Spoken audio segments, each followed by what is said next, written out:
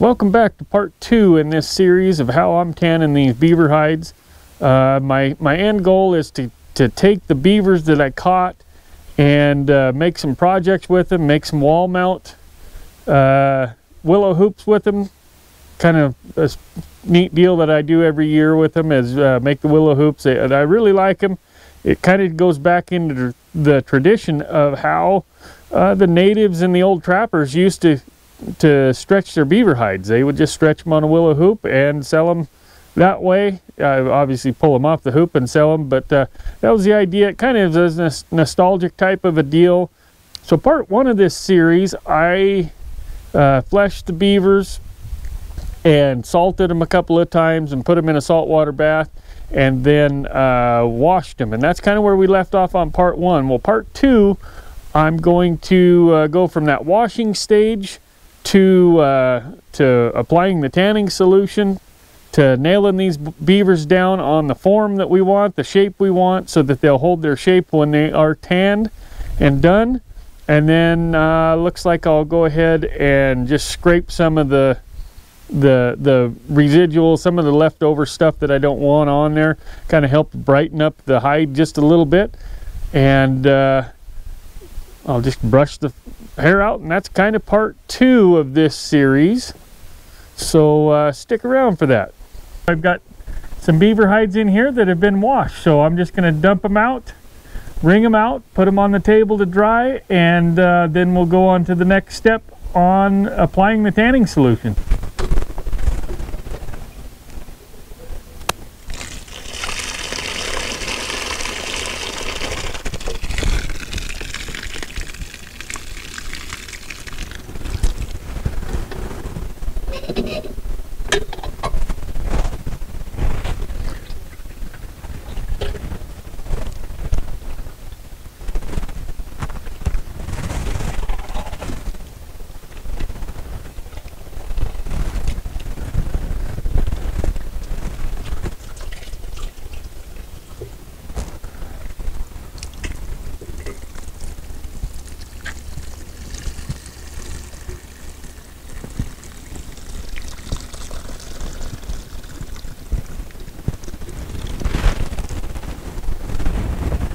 Big old beaver.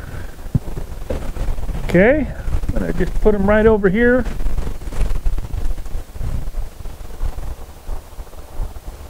On the table. I am in the shade, and it's not very warm out, so I'm just gonna lay them out here. Just gonna lay it out here and let this hide dry just enough to where it's not wet. And then it will accept that tanning solution and just soak it in. If I put it on now, it just will extend the time that I have to let it dry. If I let it dry a little bit, then put it on, it just soaks it right in. So I can lay these guys out, and then I'll show you putting the solution on.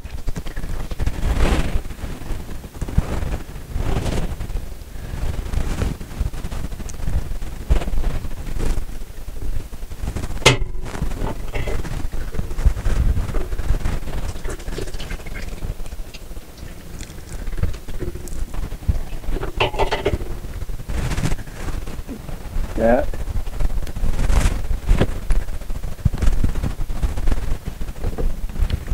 Big beavers here. These are all pushing that 50-pound mark. That one was actually pushing 60 pounds.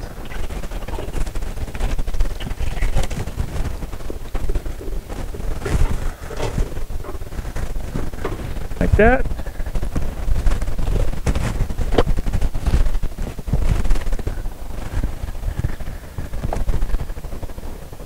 These hides have had a chance to sit out here and dry a little bit. This is an important part of the process. This fur is pretty well dry. The hide is not. It's wet. It's not slimy and like water standing on it, but it's a little bit drier than that. That way we can soak up this new tan. So depending on if you're using a new tan or the deer hide, or I think that's what it is, hide tanning formula, or whatever you find, neat's foot oil, it's all the same basic principle. We're adding in an oil that's not going to rot the hide. So we've taken out the bad oils, we're adding good oils, then we're going to have a tanned animal. So real quick, what I want to do is talk about what we could do here. So we did our saltwater bath, but from here we could do a pickling stage. And for what I'm using these beavers for, I don't need it. But what the pickling does is you can put in a salt and some vinegar, or salt and alum, or there's several different ingredients. We're not going to get into that. And soak them. And what it does is it swells up the hide, and then allows you to shave the hide down, thin the hide out, and it sets the hair really well. For what these are being used for, we're just making wall hangers with most of them. Looks like only 1 or 2 we're going to break and use for other projects. So that being said, there is one more stage you can do. We don't need to do it on this because we're not going to deal with that. So new tan. I'm going to take this, and I'm not going to overcomplicate it. I'm going to add some to it, and I'm going to brush into all the nooks and crannies here. I want to make sure I have enough without too much pooling. They recommend if you do have pooling after 30 minutes that you go ahead and remove it, because it ain't going to soak in anywhere. So these hides are ugly colored because that one beaver had a bunch of mud on him. It doesn't matter. We're going to get him back to the white stage here in a couple of steps. So add just a touch more here. Get everything coated really well.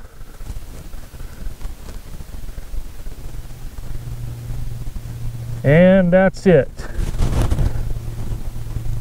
So let's take this and just fold it in half. If you touch the hair on this tanning solution, it doesn't matter. It's not going to hurt a thing. But I just try to keep it clean. That way it's less stuff I have to clean later. Roll it up, fold it up, however you want. And we're going to let this sit. This thing's going to sit for 24 hours till this time tomorrow. And then I'll open it up. And these are going to be hoop beavers, so I'm just going to nail it down on the form. That's our next step. I'll show you that. I'm going to keep on going down the line.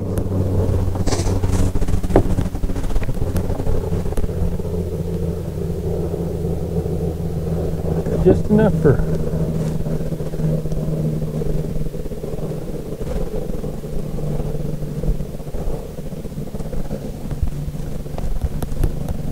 Alright, we let this soak in here overnight, our tanning solution into this beaver hide.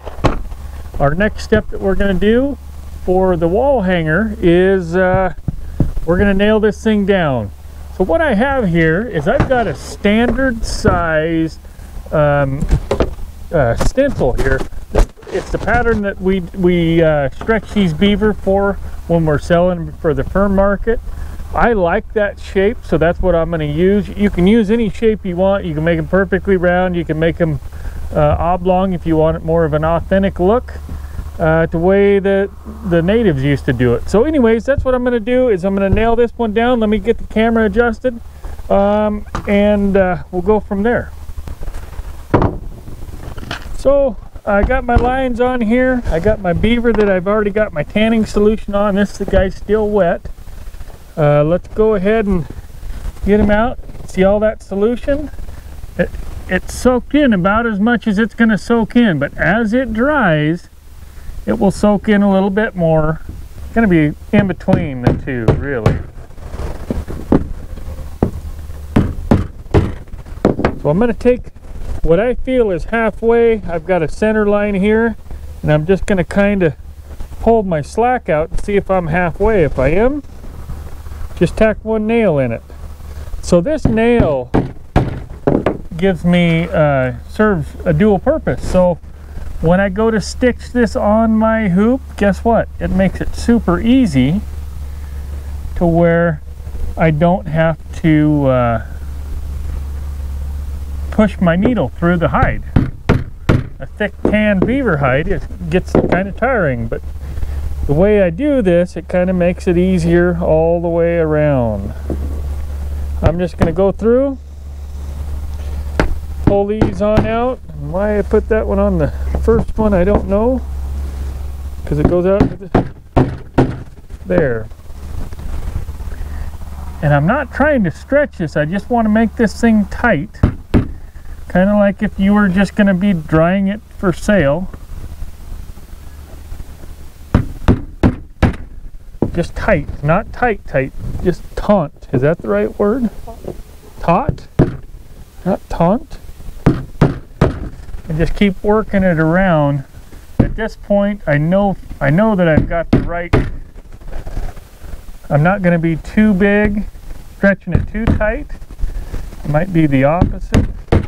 Might have a little too much slack in it, but that's okay. And you can see what I'm doing. I'm just dividing it down, doing my mathematics. I've already done all this math in my head, and I've come out to pi r squared equals 3.75629, and it makes it fit on this outer ring right here. So.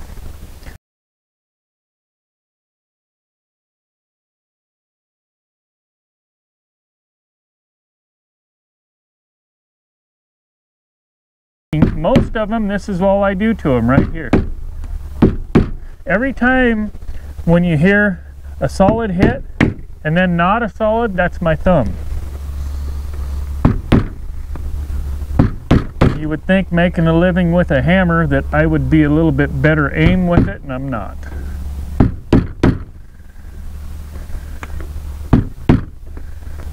Making my living the last 20 some odd, what, 25 years, Steph? Something like that.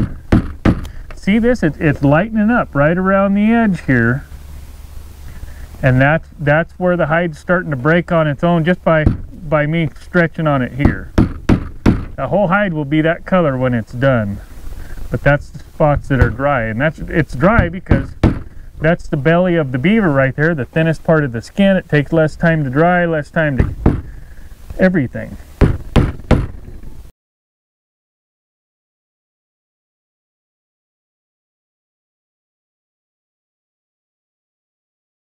So, we got that thing nailed down. There's a leg. Go ahead and sew these up if you want them sewed up, the leg holes. I don't. I like seeing the leg because I know it's a beaver and I know it's an animal. It has 4 legs. I want to see that. But I don't want to see this hole right here, so I'm just going to take and suck it over to the edge, and it will just seal that hole right up as far as looks. Now we could sew that and it would probably only take, 4 or 5 minutes, but there's no need for what we're using this beaver for.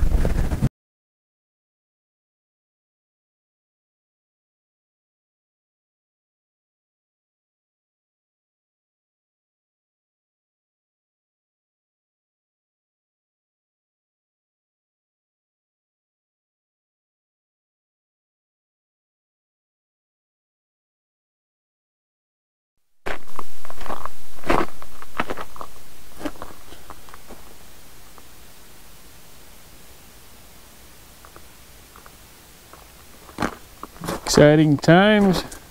Got the willows drying. Go on in and check out the mess in here. Let's see.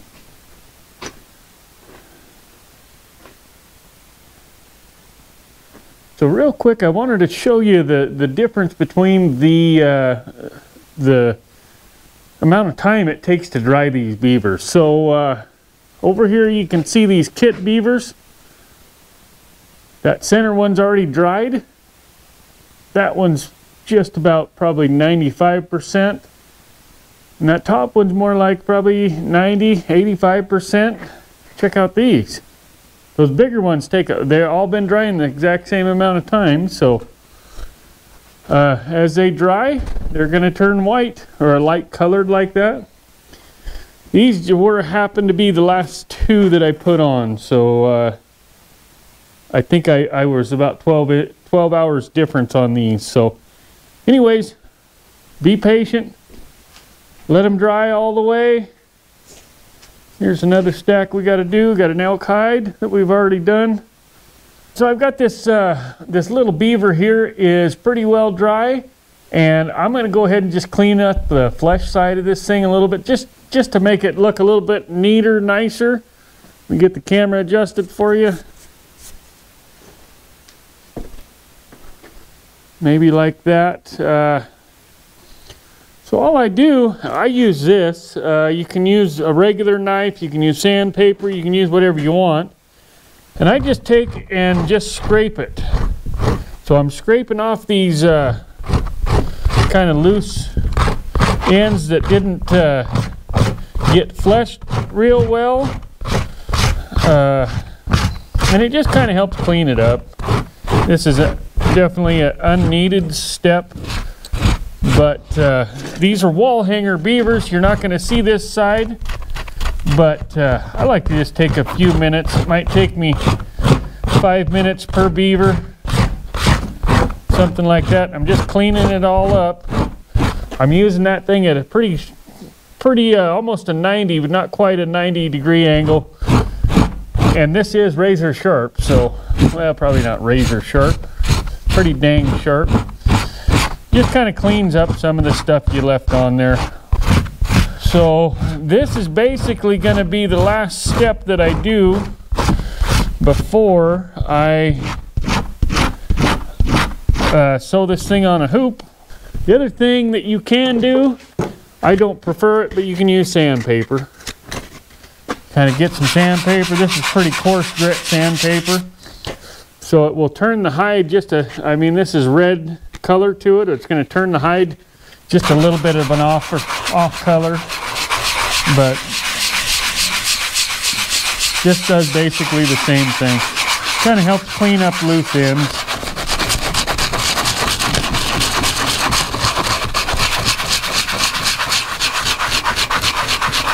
Either way will work.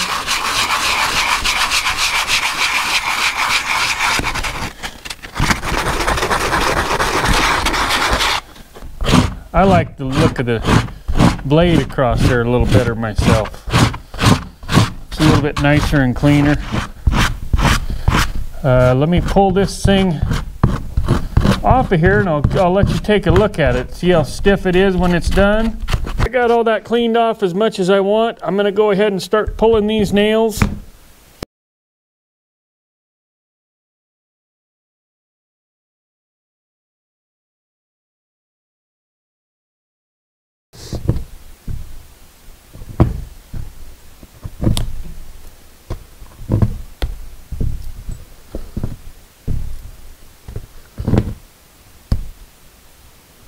Okay, let's take a look at this guy. See that? See how stiff he is? Pretty much the same as if he was just dried normal. Before, you know how we dry them when we go to sell them normal? So his hair's all matted down, and I'll brush all it out and make him look nice on that end. But you can see